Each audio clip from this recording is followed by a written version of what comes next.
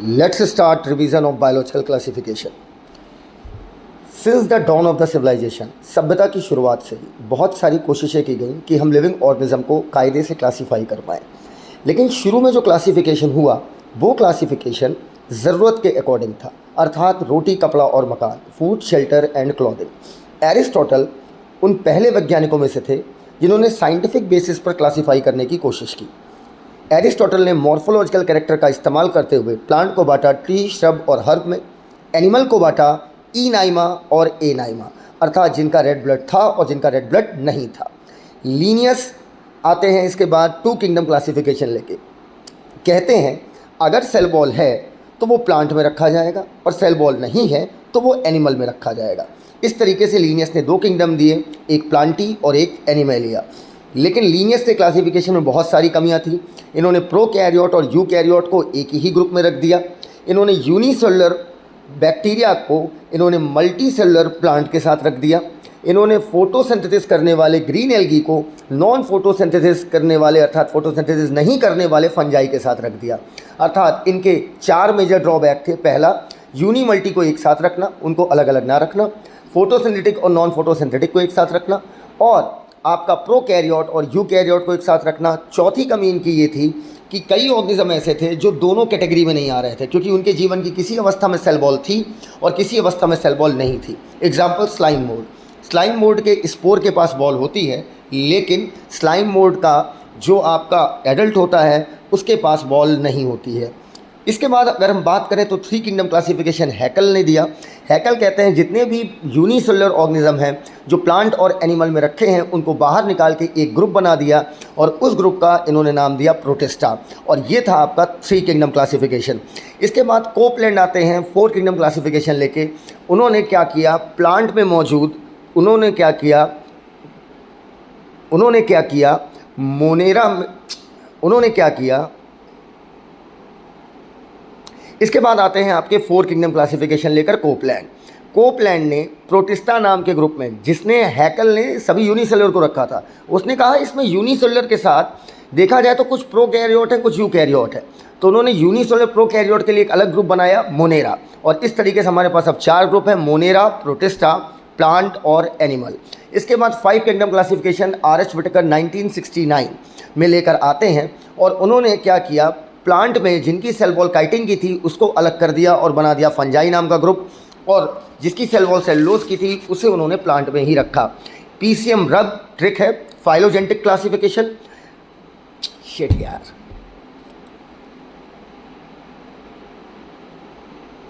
RH. Whittaker ने classify करने के लिए मेनली 5 बेस लिए। पहला है फाइलोजेनेटिक रिलेशनशिप देखा, अर्थात फाइलोजेनी, या हम इसी को बोलते हैं evolutionary relationship. Phylogenetic relationship is equal to phylogeny is equal to evolutionary relationship.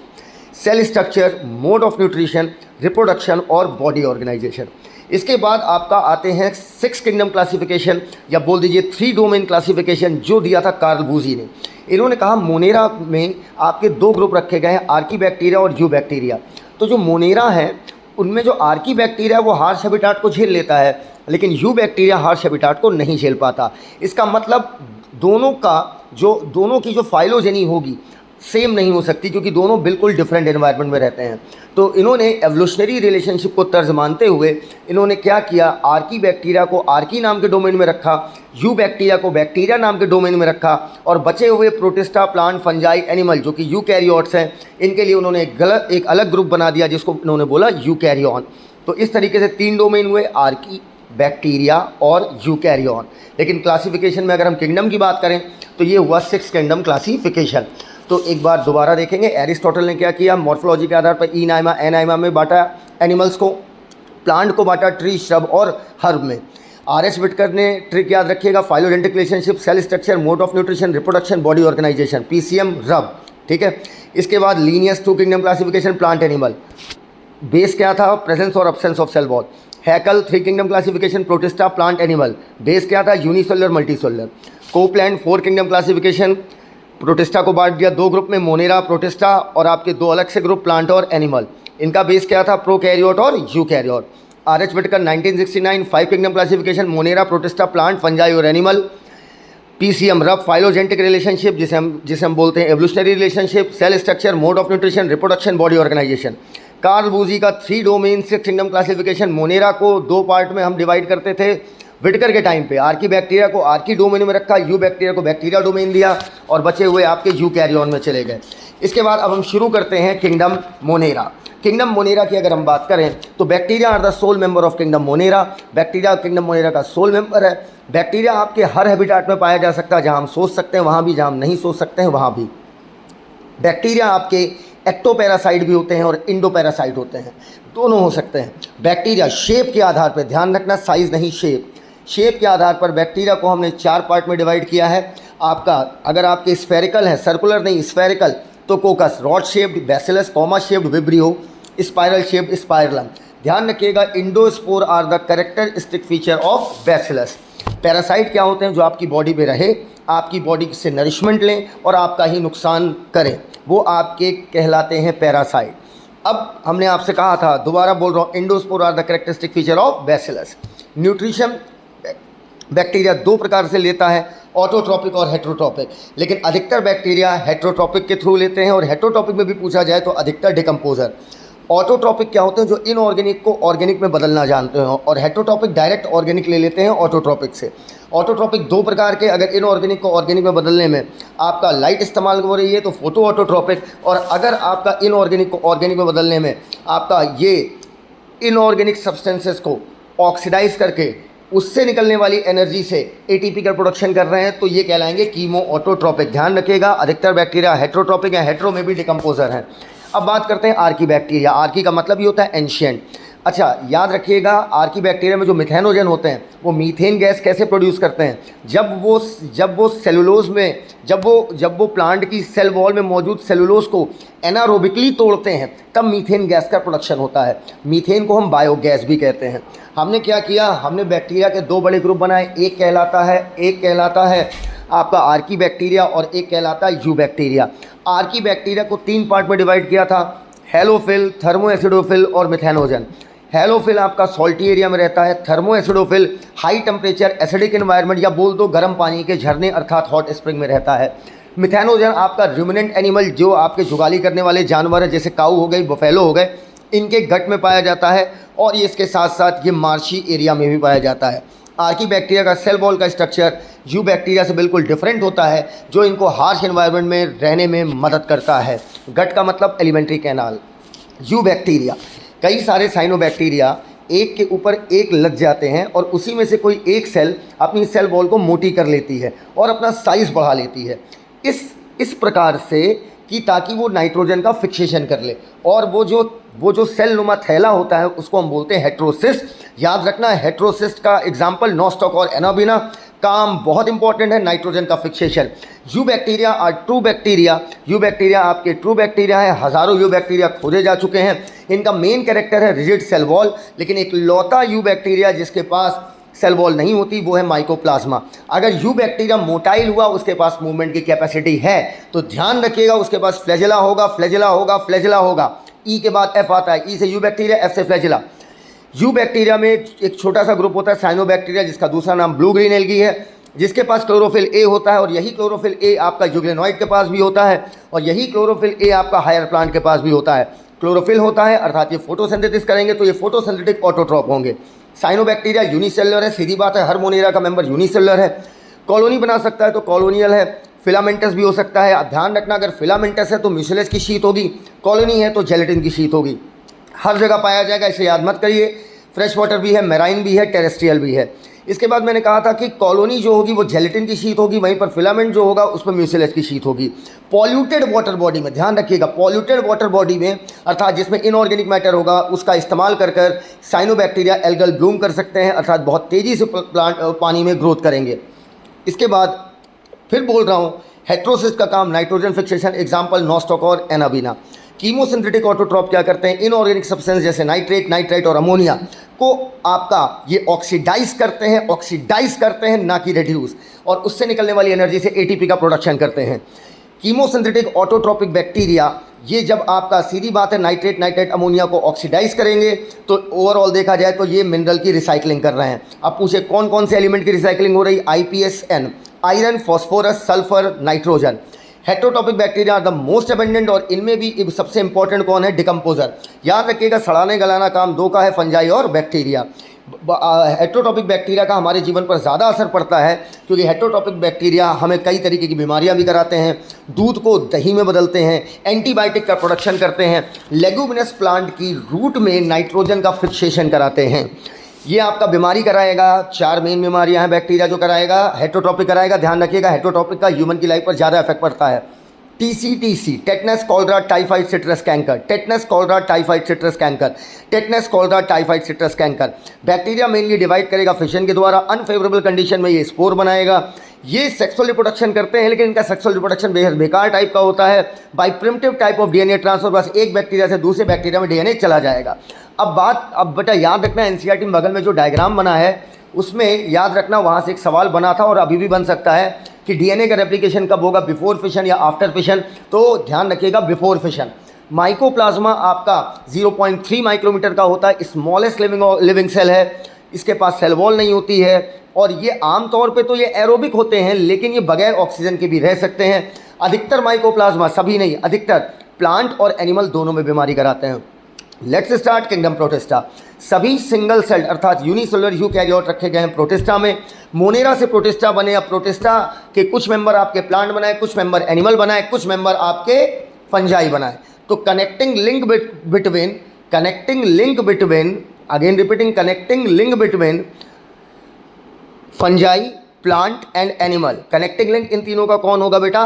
Protista, क्योंकि इसी के कुछ मेंबर प्लांट बनाए, कुछ एनिमल बनाए और कुछ आपके फंजाई बनाए। आपका क्राइसोफाइट, डाइनोफ्लेडले, यूग्लेनॉइड, स्लाइम मोल्ड, प्रोटोजोआ, ये सब के सब रखे गए हैं प्रोटिस्टा में। बेहद कंफ्यूजिंग किंगडम है क्योंकि इसकी बाउंड्री वेल डिफाइंड नहीं है। What may be a photosynthetic protistan to one biologist may be plant to another. ध्यान रखिएगा प्रोटिस्टा के मेंबर मुख्य रूप से एक्वेटिक हैं, प्राइमरली एक्वेटिक होते हैं। अब सीधी बात है, यूकैरियोट है तो वेल डिफाइंड न्यूक्लियस होगा, मेम्ब्रेन बाउंड ऑर्गेनेल होंगे। किसी के पास फ्लैजिला होगा जैसे फ्लैजिलेटेड प्रोटोजोआ, जैसे यूग्लेनॉइड देखा जाए या डाइनोफ्लैजिलेट देखा जाए। किसी के पास सीलिया होगा जैसे पैरामीशियम।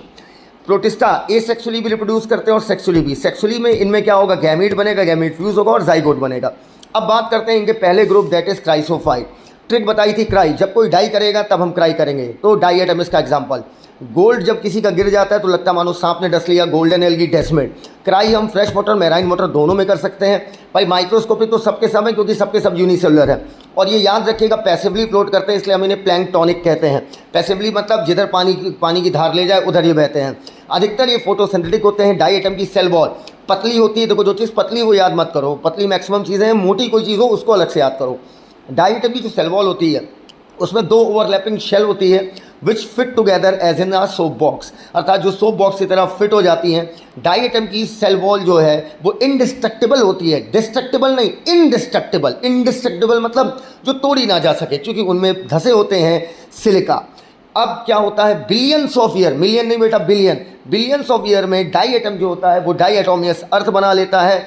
अब जो डाई एटम की सेल वॉल होती है वो ग्रिटी नेचर की होती है जिसका इस्तेमाल हम लोग filtration of oil and syrup और पॉलिशिंग में करते हैं। Chief producer of ocean is diatoms. खत्म। नेक्स्ट आता है आपका डाइनोफ्लैजिलेट। ट्रिक बताई थी, डॉन समुद्रों पे राज करेगा।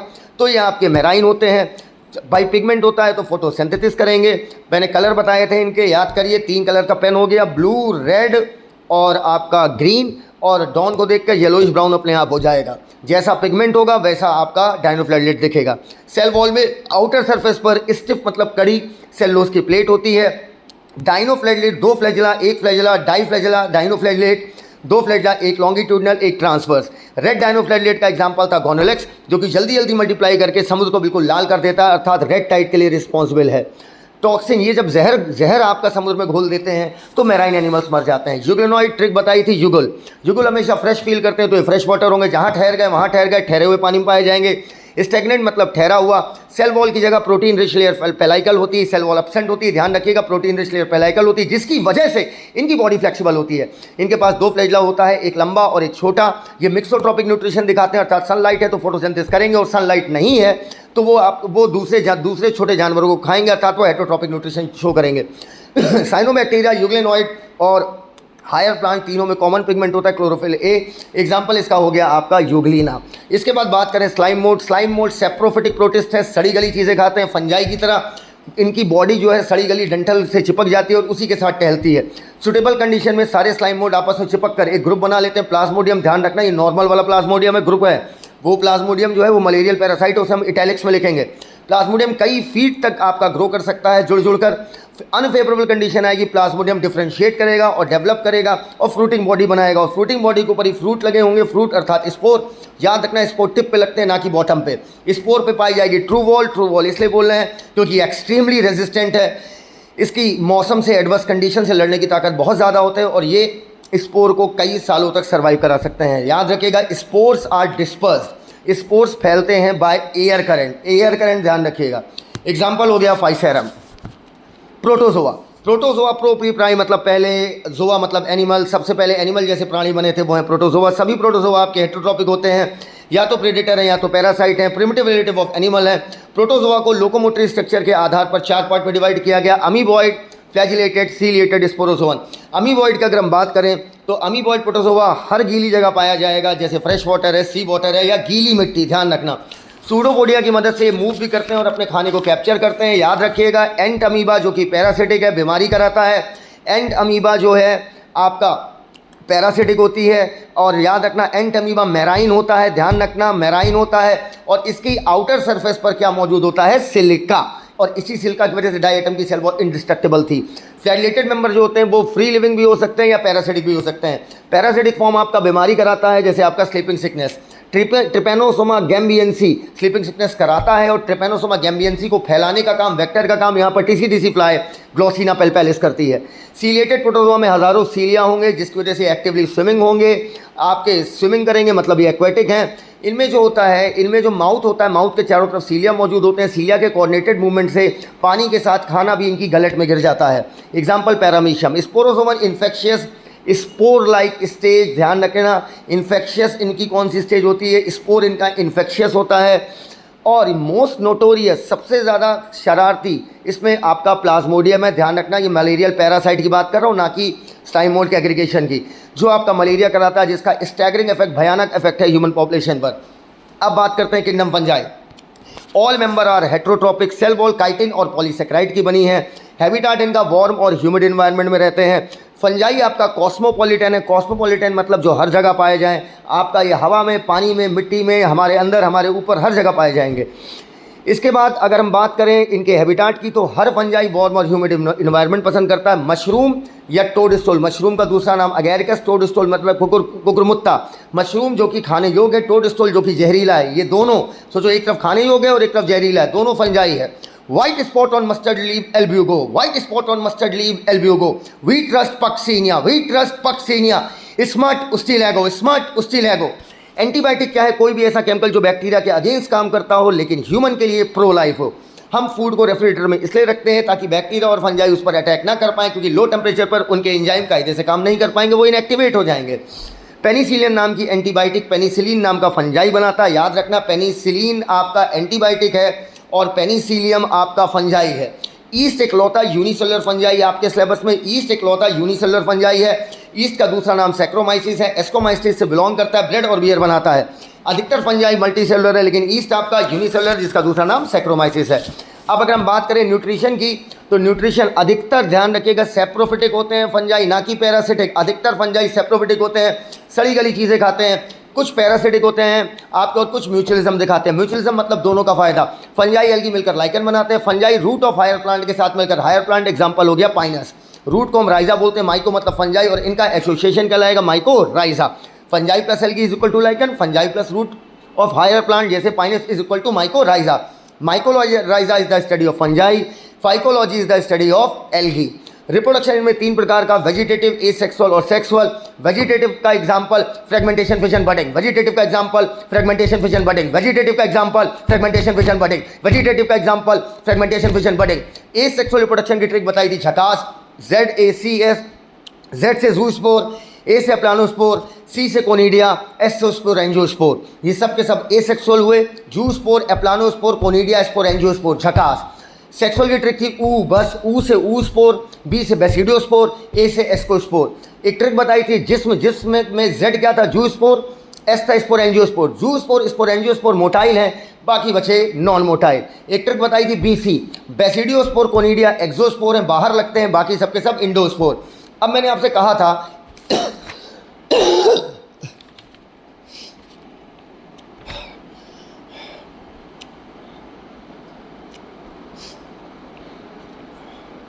फंजाई की जो बॉडी होती है वो आपकी long cylinder thread like structure होता है जिसे हम हाइफी कहते हैं। हाइफी आपका जब नेटवर्क बना लेता है उसी को हम बोलते हैं माइसीलियम।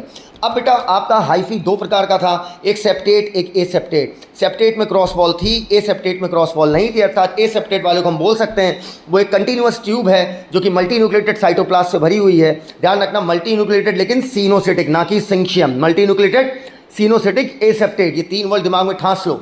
अब बात करते हैं इनके सेक्सुअल रिप्रोडक्शन की। अगर हम बात करें इनके सेक्सुअल रिप्रोडक्शन की तो इनके गैमीट मोटाइल भी हो सकते हैं और नॉन मोटाइल भी। सबसे पहले आपका प्रोटोप्लास्ट फ्यूज़ करेगा जिसे हम प्लाज्मोगैमी कहते हैं, फिर आपका कैरियोगैमी होगा अर्थात न्यूक्लियस फ्यूज़ होगा। अब डिप्लॉइड जाइगोट बन गया है। अब जाइगोट में आप जब मियोसिस कराते हो तो आप बनाओगे हैप्लॉइड स्पोर और यही स्पोर आगे जाकर क्या बना लेंगे, हाइफी।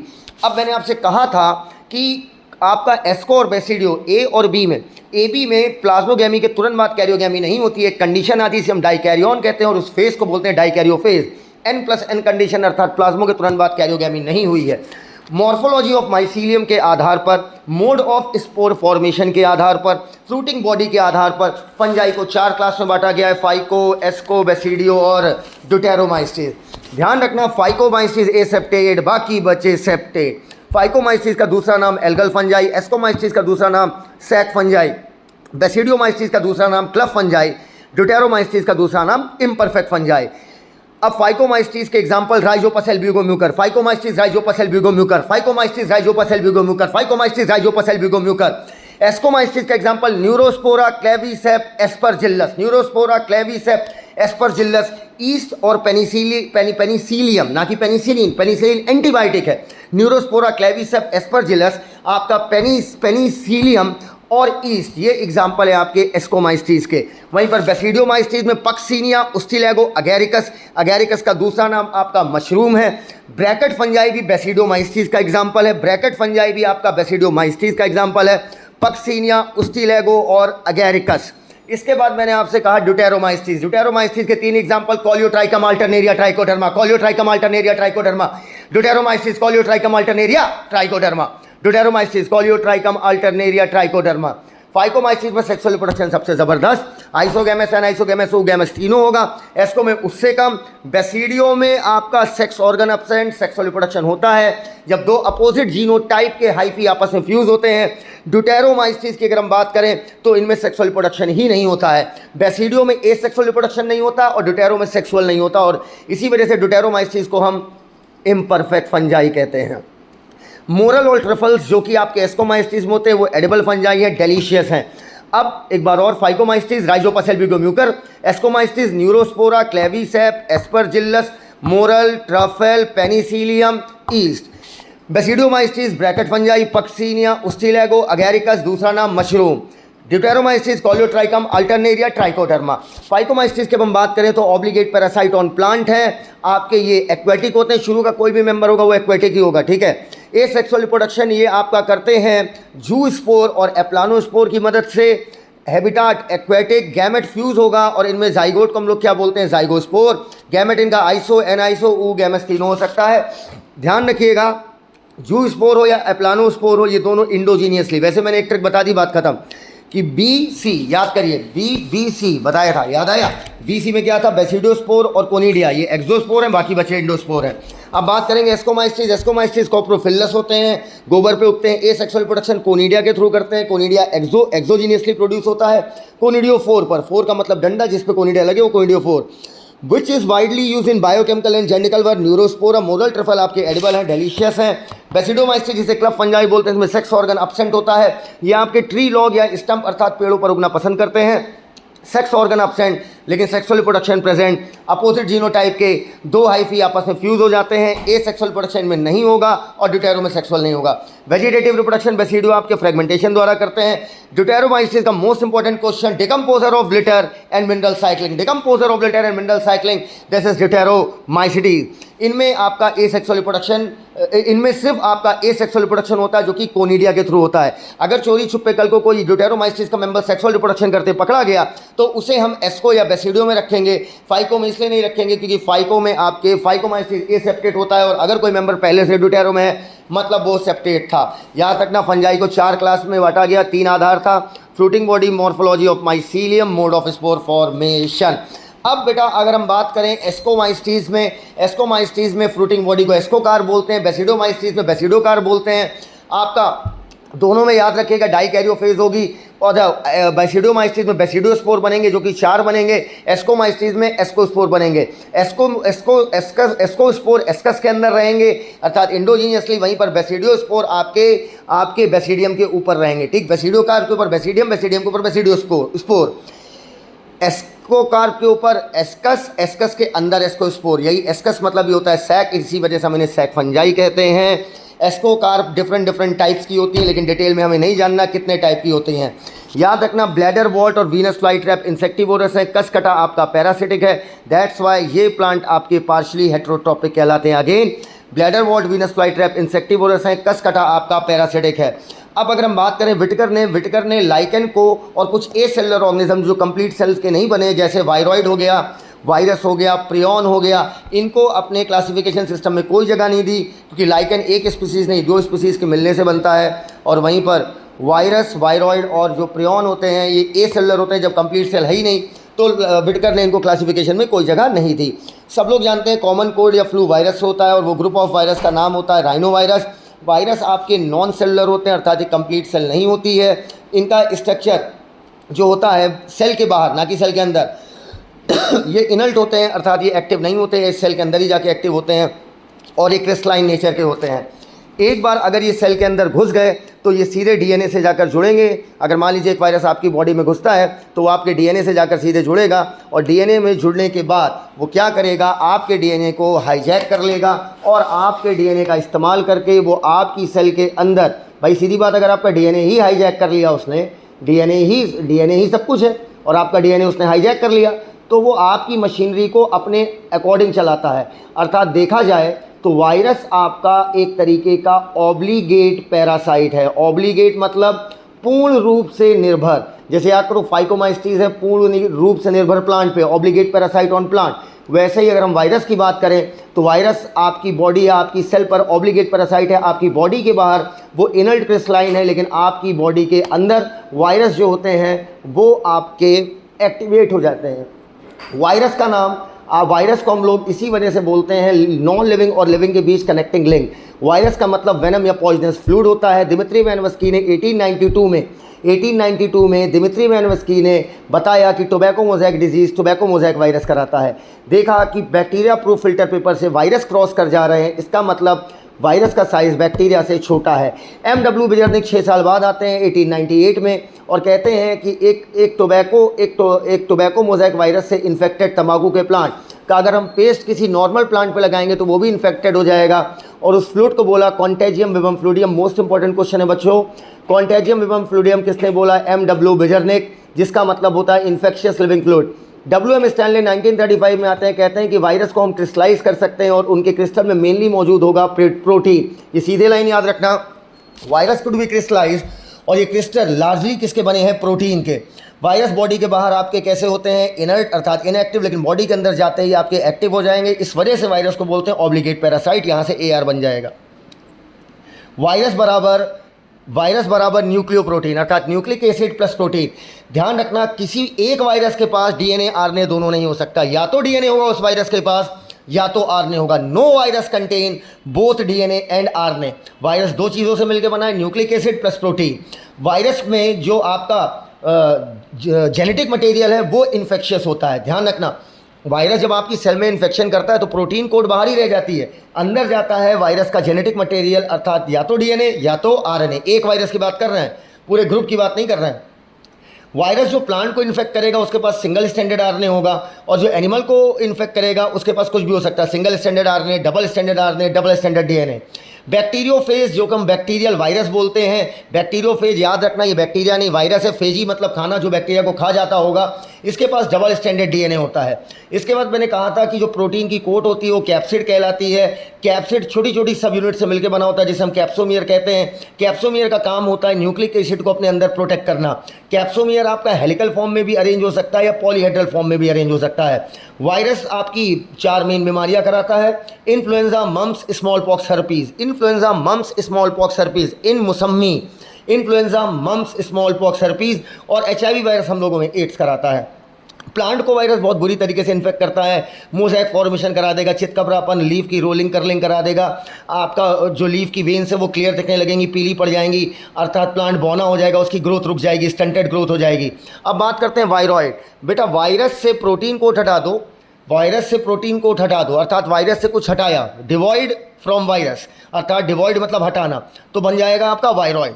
अर्थात 1971 में टियोडाइनर ने एक नया इन्फेक्शियस एजेंट खोजा जो वायरस से साइज में छोटा था क्योंकि प्रोटीन को हटा दो, और ये कराता था पोटैटो स्पिंडल ट्यूबर डिजीज, और इसका नाम था viroid. Viroid was discovered by Diener in 1971। They are smaller than virus, और बीमारी कराएगा पोटैटो स्पिंडल ट्यूबर डिजीज। इनमें याद रखना वायरस की तरह डीएनए नहीं होता, इनमें सिर्फ आरएनए होगा, क्लियर। और आरएनए होते हुए भी इनका मॉलिक्यूलर वेट क्या होगा, वायरस के आरएनए की तुलना में लो होगा। वायरॉइड का जेनेटिक मटेरियल क्या होगा, आरएनए, और आरएनए का भी मॉलिक्यूलर वेट क्या होगा, कम होगा। वायरस से क्या हटाया था, प्रोटीन को हटाई थी, क्या बन गया था, वायरॉइड, इसलिए नाम पड़ा viroid. Devoid from virus, virus से कुछ कम किया। अगला आता है प्रियॉन। प्रियॉन बेहद खतरनाक होते हैं, ये न्यूरोलॉजिकल डिसऑर्डर कराते हैं। मॉडर्न मेडिसिन में हम इनकी स्टडी की है, अभी हालिया स्टडी की है। ये एक्चुअली में एबनॉर्मली फोल्डेड प्रोटीन होते हैं। क्या बोला, एबनॉर्मली, ये प्रोटीन होते हैं। वायरॉइड क्या था, उसमें आरएनए था, पी से प्रियॉन, पी से प्रोटीन। ये एबनॉर्मली फोल्डेड प्रोटीन होते हैं जो कि जिनका साइज लगभग वायरस के बराबर होता है, और ये कराता है एक बीमारी जिसका नाम है बोवेन स्पंजीफॉर्म इंसेफेलोपैथी, जिसको हम लोग कैटल में मैड काउ डिजीज़ कहते हैं और ह्यूमन में क्रुट्सफेल्ड जैकब डिजीज़ कहते हैं। अब बेटा हम लोग बात करेंगे लाइकन की। लाइकन फंजाई और एल्गी का एसोसिएशन है। फंजाई और एल्गी के एसोसिएशन को हम लाइकन बोलते हैं। अच्छा, एल्गी को यहाँ पर हम फाइकोबियॉन्ट बोलते हैं, फंजाई को हम यहाँ पर माइकोबियॉन्ट कहते हैं। फाइकोबियॉन्ट अर्थात एल्गी ऑटोट्रॉपिक होता है, और आपका माइकोबियॉन्ट मतलब फंजाई हेटरोट्रॉपिक होता है। एल्गी आपका फंजाई के लिए खाना बनाएगा, और फंजाई क्या करेगा, बदले में मिनरल वाटर एब्जॉर्ब करके मिट्टी से एल्गी को देगा ताकि वो फोटोसिंथेसिस करके खाना बनाए, और फंजाई को भी दे, और साथ में फंजाई का काम शेल्टर देना भी होता है। इतना क्लोज इनका एसोसिएशन होता है कि कोई देख के ये कह नहीं सकता है कि ये दो अलग अलग ऑर्गेनिज्म हैं, और ये आपके पॉल्यूटेड एरिया में नहीं उग पाते हैं, अर्थात ये गुड एयर पॉल्यूशन इंडिकेटर है। और एयर में भी अगर किसी एक गैस का नाम लिया जाए तो ये गुड आपके सल्फर डाइऑक्साइड इंडिकेटर है, अर्थात सल्फर डाइऑक्साइड अगर किसी इन्वायरमेंट में होगी तो ये वहाँ पर ग्रोथ नहीं कर पाएंगे। This is complete revision of biological classification. Sahil Siddiqui, thank you, धन्यवाद।